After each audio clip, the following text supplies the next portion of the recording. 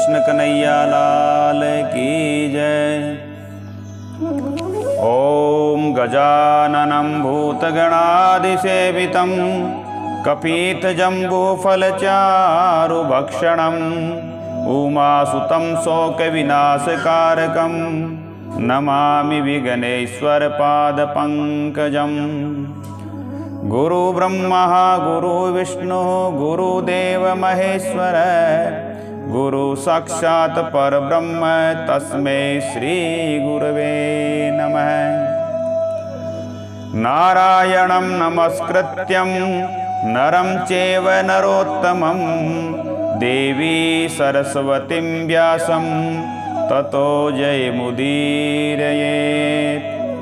कृष्णाय वासुदेवाय देवकीनन्दनाय च नन्दगोपकुमाराय गोविन्दाय नमो नमः। आइए भगवान की पावनी मंगलमयी कथा का हम आज तीसरे दिन की कथा सुनते हैं। कार्तिक मात्यम नैमिषारण्य में निवास करने वाले 88,000 ऋषियों को श्री सूत जी महाराज कार्तिक मातम कथा सुनाते हैं। सूत जी महाराज बोले कि एक समय की बात है कि देव ऋषि नारद जी महाराज ब्रह्मलोक में जाकर और जगत के कर्ता श्री ब्रह्मा जी से विनीत भाव से पूछा था कि हे ब्रह्मा जी, हे पितामह, कृपा करके पाप नाश करने वाली सुंदर कथा सुनाइए। तब कहा कि देखो तुम्हें मैं कार्तिक मास की कथा सुनाता हूँ, जिसके सुनने से पाप नाश हो जाते हैं, मनुष्य वैकुंठ का अधिकारी हो जाता है। कार्तिक मास भगवान नारायण को अति प्रिय है। इसमें किया हुआ व्रत, दान, नियम, कीर्तन अनंत फल देने वाला है। अतः संसार की भलाई के लिए तुमने प्रश्न किया है, तो सावधान होकर के और कार्तिक मात्यम कार्तिक व्रत की विधि सुनो।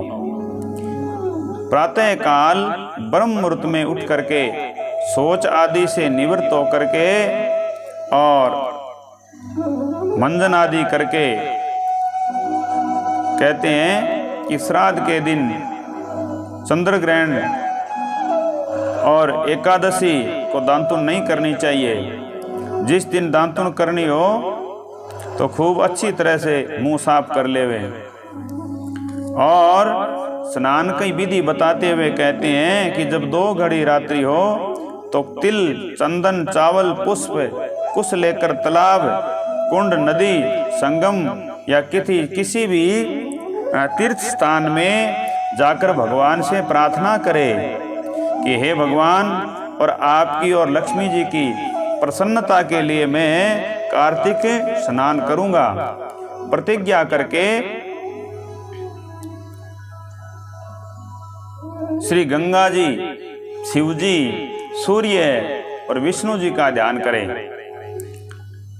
वह नाभि तक जल में प्रवेश करके स्नान करना चाहिए।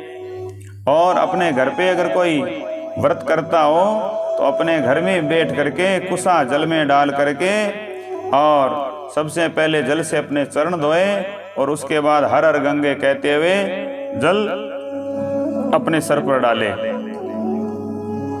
और उसके बाद देवता ऋषि आदि का तर्पण करे और उसके बाद षोडशोपचार विधि से भगवान की पूजा करें। पूजा करने के लिए षोडशोपचार 16 चीजें कौन सी है? भगवान का आह्वान करना, भगवान के चरण धोने के लिए जल देना, अर्घ देना, अर्घ के लिए जल देना, आचमन के लिए जल देना और भगवान को स्नान करवाना। और उसके बाद सुंदर वस्त्र, चंदन, अक्षत, पुष्प, धूप, दीप, नैवेद्य, तांबुल, पुंगी फल और दक्षिणा और फिर भगवान को नमस्कार करे और इस प्रकार से भगवान का षोडशोपचार पूजन करना चाहिए। भगवान कहते हैं कि तुलसी की मंजरी सहित भगवान शालिग्राम का जो एक बूंद चरणामृत का पान कर लेता है वह ब्रह्म इत्यादि बड़े बड़े पापों से मुक्त होकर के वैकुंठ को प्राप्त कर लेता है। इसलिए शालिग्राम शिला पर चढ़ा हुआ जल और तुलसी कार्तिक मास में अवश्य ग्रहण करनी चाहिए। जो भगवान शालिग्राम जी के आगे पितरों का श्राद्ध करता है तो पितरों को वैकुंठ की प्राप्ति होती है।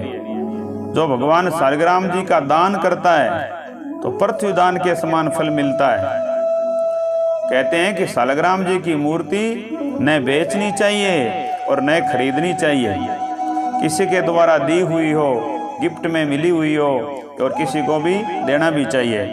तो विष्णु भगवान का शंख के जल से, शिव जी का बेल पत्र से, सूर्य भगवान का तुलसी से और गणेश जी का धतूरे के पुष्पों से या अन्य पुष्पों से और विष्णु का केतकी के पुष्पों से, शिव का कनेर कमल को छोड़कर किसी भी लाल पुष्प से पूजन नहीं करना चाहिए।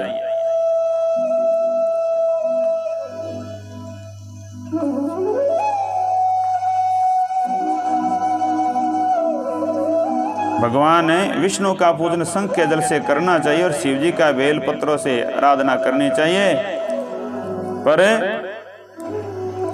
विष्णु के केतकी के पुष्पों से और शिव का कनेर पुष्पों से पूजन नहीं करना चाहिए। जो भगवान विष्णु का पूजन कमल के पुष्पों से करता है या लक्ष्मी जी का पूजन मालती और चंपा के पुष्पों से करता है तो वह परम पद को प्राप्त हो जाता है। जो भगवान की अति प्रिय तुलसी से पूजा करता है उसकी महिमा कोई नहीं कह सकता। वह कभी गर्भ में नहीं आता तो तुलसी माला धारण भी करनी चाहिए और तुलसी माला धारण किए मंजरी युक्त जिसकी मृत्यु हो जाए तो सीधा वैकुंठ धाम को जाता है। इसलिए तुलसी जी का भी सिंचन करना चाहिए। गंगा जमुना नर्मदा के स्नान के तुल्य हो जाता है तो तुलसी जी का भी धूप दीप नैवेद्य चढ़ा करके पूजन करे। तुलसी का वृक्ष लगाने, सींचने, स्पर्श करने से मनुष्य मन, वचन और कर्म तीनों प्रकार के पापों का नाश कर देता है। और जो आंवले के पत्ते और फूलों से भगवान का पूजन करता है या आंवले के वृक्ष के नीचे बैठ करके भगवान का पूजन करता है उसको भी सोने के फल और पुष्पों का फल प्राप्त होता है। तो द्वादशी को तुलसी आंवले के पत्तों को तोड़ता है तो वो नरक में जाता है। घोर जो मनुष्य कार्तिक मास से आंवले के फल, तुलसी, गोपी चंदन की माला धारण करता है वो जीवन मुक्त हो जाता है। इसलिए व्रती पुरुष भोजन करके चंदन पुष्प पान दक्षिणा से ब्राह्मणों को प्रसन्न करे और भूमि पर शयन करे, पत्तल में एक समय भोजन करे, मौन व्रत धारण करे तो इस प्रकार से 1 वर्ष तक सारे पाप किए हुए नष्ट हो जाते हैं। व्रती मनुष्य को कांजी, दाल, कच्चा भोजन, दूसरे का अन्न, तामसी भोजन नहीं करना चाहिए। देव, वेद, गौ और ब्राह्मणों की निंदा नहीं करनी चाहिए। और कहते हैं कि मिट्टी में उत्पन्न हुए नमक, मसूर, बासी भोजन, तांबे के पात्र में डाला हुआ दूध, अपने लिए पकाया हुआ भोजन नहीं खाना चाहिए। रजसवला स्त्री, मलेश, पतित, पाखंडी आदि से वार्तालाप नहीं करनी चाहिए और भगवान की आराधना करनी चाहिए।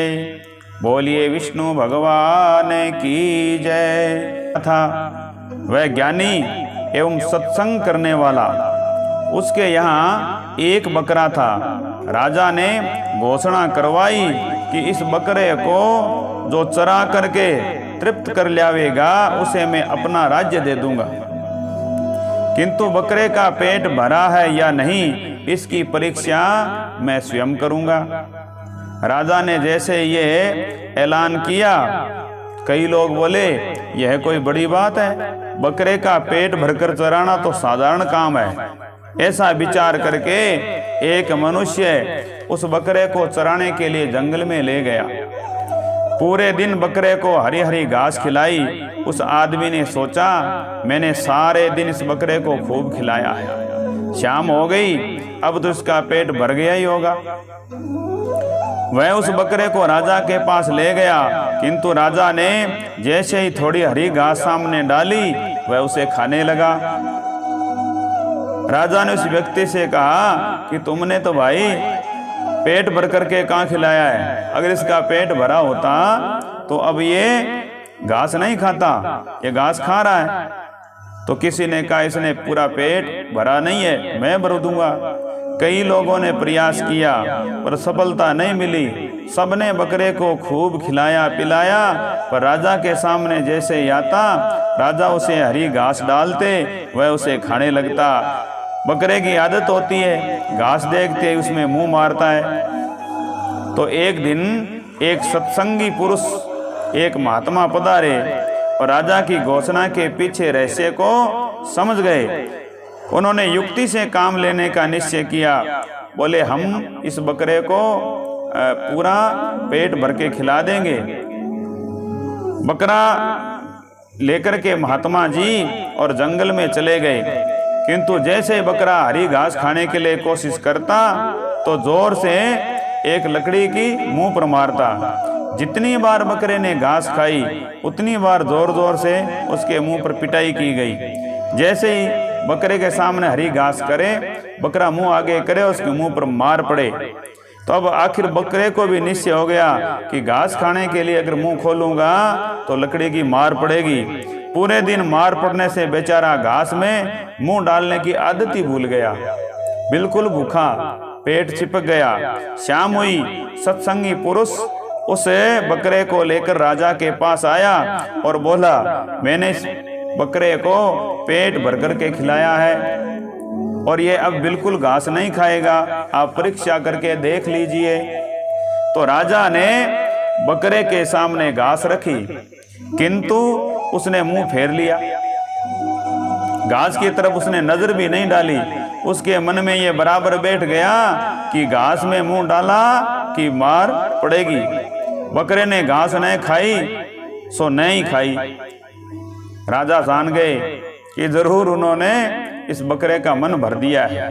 यह बकरा और कोई नहीं है, ये हमारा मन ही है। यह मन बकरे के समान है। इसे घास खिलाने के लिए ले जाने वाला व्यक्ति जीवात्मा है और राजा परमात्मा है। इस मन रूपी बकरे को पेट भर करके कोई नहीं खिला सकता, विषय वासनाओं से तृप्त नहीं कर सकता। मार पड़ती है तब यह समझता है। तो मन को बोले ज्यादा लाड प्यार मत करो, इस पर अंकुश रखो, मन को विवेक रूपी लकड़ी से सचेत करो। बोले मन के सुधरने पर ही जीवन सुधरेगा। यही आज का सार है। बोलिए कृष्ण कन्हैया लाल की जय। श्रीमन्नारायण नारायण नारायण, भजमन नारायण नारायण नारायण। नारायण भगवान की जय।